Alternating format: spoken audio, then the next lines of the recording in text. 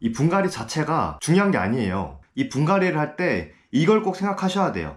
식물을 샀을 때나 식물을 받았을 때 보통 이렇게 화분에 담겨져 있거나 지인한테 받았을 경우에는 이런 식으로 전 지금 이거 물꽂이를 해놨는데요. 이렇게 수경재배로 받는 경우가 많습니다. 하지만 보통은 화분에다 받는 경우가 되게 많은데요. 식물을 구매하고 난 뒤에는 무조건 분갈이를 해주셔야 합니다. 근데 사실 저 같은 초보들은 화분에 담겨져 있는 이 식물들을 분갈이 하기가 좀 쉽지가 않은데요. 사실 저만 봐도 이렇게 화분에 키우는 것도 있지만 이렇게 그냥 물꽂이로 해놓은 경우가 되게 많은데요. 이 분갈이를 하는 게 사실 좀 귀찮기도 하고 우선 주변이 좀 많이 어지럽히게 돼서 또 그런 흙먼지나 이런 게 좀 치우는 게 쉽지가 않더라고요. 그리고 분갈이를 하다 보면 되게 좀 뭔가 불안해요. 이게 뿌리를 잘라도 되는 건지도 불안하고 이 흙이 분명 이 식물에 맞는 흙이 있을 것 같은데 그거를 또 찾기가 또 쉽지도 않고, 그리고 괜히 잘못했다가 분갈이를 하고 나면 얘네가 시름시름 앓다가 죽는 경우도 좀 많이 봐서 분갈이 하기가 쉽지가 않은데요. 하지만 식집사라면 분갈이는 선택이 아닌 필수입니다. 필수. 아닌데 나는 수경재배로 키울 건데 뭐 이럴 수도 있긴 한데, 사실 수경재배로 모든 식물을 다 수경재배로 키울 수는 없거든요. 특히나 이렇게 뿌리가 약한 식물들은 수경재배를 잘못 키웠다가는 뿌리가 무르거나 썩어버릴 수도 있기 때문에 기본적으로 분갈이 하는 법을 아셔야 해요. 지금부터 이 영상을 보시고 나면 여러분들도 이 분갈이가 어렵지 않으실 거예요. 일단 분갈이가 왜 무서운지 이유를 알아야 되겠죠? 이 분갈이를 하면 무서운 이유가 바로 식물을 죽이진 않을까 하는 그런 걱정 때문인데요. 분갈이를 하다 보면 어쩔 수 없이 식물을 꺼내게 되고, 그런 과정에서 뿌리를 잘못하다가 자르게 되는 경우가 되게 많습니다. 또 그리고 제가 이 준비한 흙이 이 식물에 맞지 않는 건 아닐까라는 그런 걱정도 좀 드는데요. 사실 이런 건 이 식물 입장에서는 크게 신경 쓰지 않으셔도 됩니다. 왜냐면 이 식물이 죽는 이유는 사실 여러 가지가 있는데 그 대표적인 이유가 바로 과습이에요. 과습. 이 과습이란 식물이 필요로 하는 그 물의 양보다 더 많이 물을 주게 돼서 토양이 지속적으로 젖어있는 상태를 말을 하는 건데요.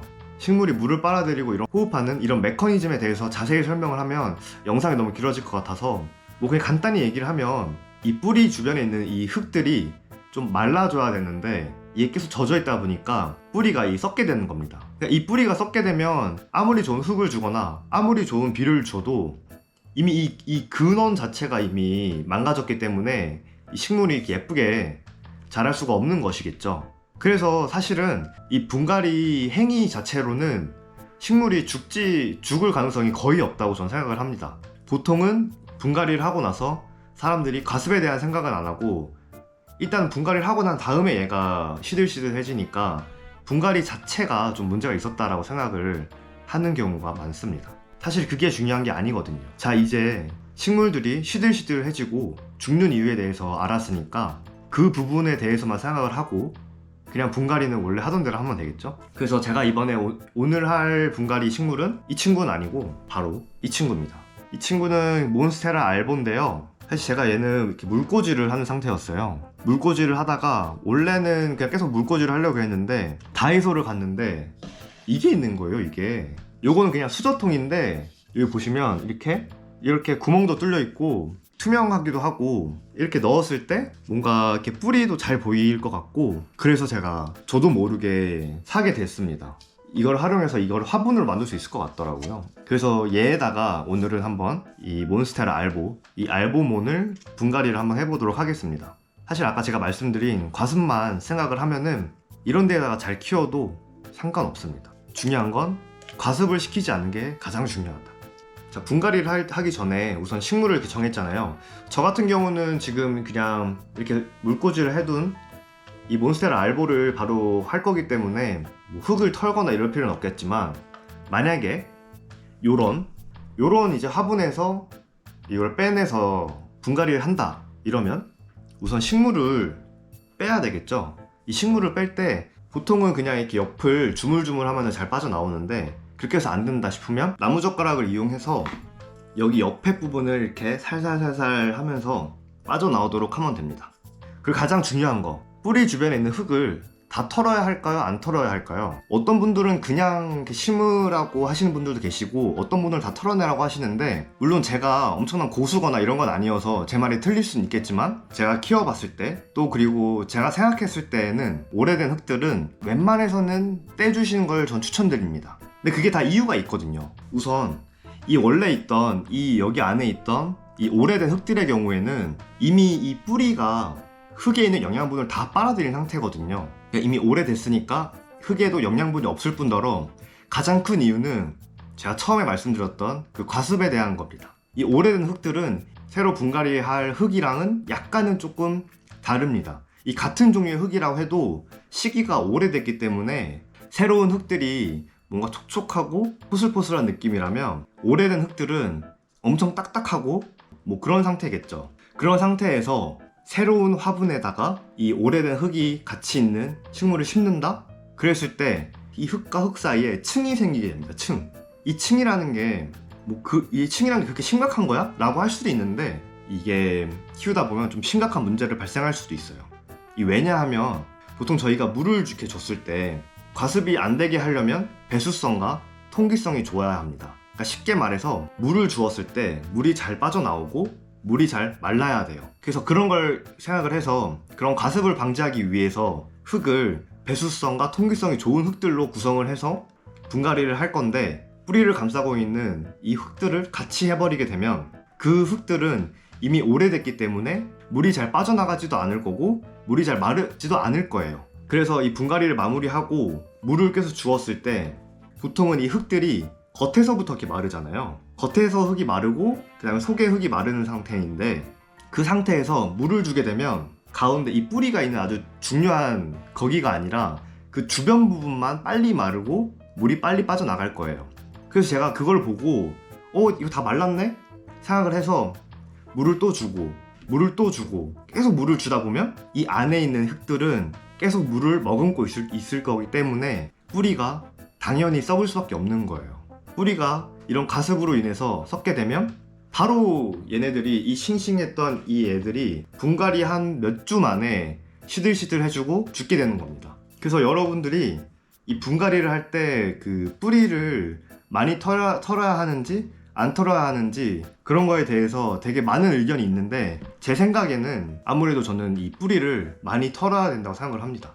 막 그렇다고 막 너무 막 물로 이렇게 헹구고 막 이 정도는 아니더라도 최대한 할 수 있는 만큼 많이 흙을 털어내 주어야 할 것 같습니다. 자, 우선 여기 이 구멍이 막 그렇게 엄청 크진 않아서 돌들이 빠져나갈 것 같진 않은데, 그래도 요걸 잘라서 이 구멍을 막아주도록 하겠습니다. 여기다가 넣어서, 그리고 저는 바로 흙을 넣는 게 아니라 이 돌들을 넣어줄 거예요. 이 돌은 난석이라고 합니다. 난석. 이 난석을 이용해서 그 배수층을 만들어 줄 거예요. 그러니까 물이 잘 빠져나갈 수 있도록 그 층을 만들어 줄 겁니다. 그러면 배수층을 안 만들고 그냥 흙 배합을 통해서 좀 물이 좀 잘 빠져나가도록 뭐 그렇게 해서 하시는 분도 계신데, 저는 이렇게 배수층을 만드는 걸 전 조금 더 선호하기도 하고 추천드립니다. 자, 이렇게 배수층을 만들었고요. 그럼 이제 흙을 넣을 건데요. 흙은 원형 상토에다가 뭐 다른 분들은 여러 가지 이렇게 막 섞으시는데, 저는 그냥 여기에다가 이 펄라이트를 좀 섞어줄게요. 이 상토에 한 30% 정도? 펄라이트가 물 빠짐에 되게 좋다고 하더라고요. 그래서 저는 펄라이트를 같이 이렇게 섞도록 하겠습니다. 여기에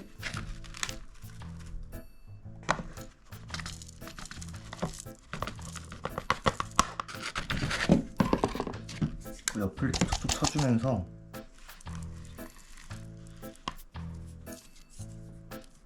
자, 그렇게 해서 짜잔! 완성을 했습니다.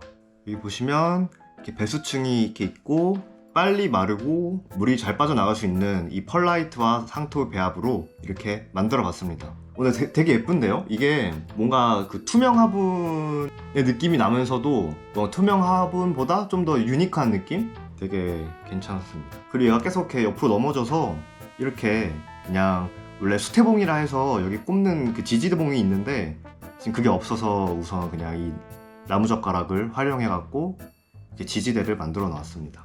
그리고 다른 남은 이 나무젓가락 하나로는 그냥 이런 식으로 옆에다 이렇게 꽂아둘 거예요. 이 옆에다 이렇게 꽂아두는 이유는 물을 준 다음에 요거를 제가 속으로 다 이렇게 헤집어서 할 수는 없으니까 이 나무젓가락을 활용해서 물이 다 말랐는지 안 말랐는지 이 나무젓가락을 활용해서 체크를 하는 식으로 하겠습니다. 자, 오늘은 이렇게 분갈이를 할 때 가장 핵심적인 것을 말씀드렸는데요. 다시 한번 말씀드리면 분갈이를 할 때는 가습을 제일 먼저 생각을 해야 된다. 원래 있던 화분에 있는 그 식물을 갖고 올 때는 뿌리의 흙을 무조건 털어야 한다. 이 두 가지만 생각을 해주시면 됩니다. 자, 그럼 오늘은 이렇게 분갈이를 마무리 해봤고요. 그러면 다음 영상에서 좀 더 유익한 내용으로 찾아뵙도록 하겠습니다. 감사합니다.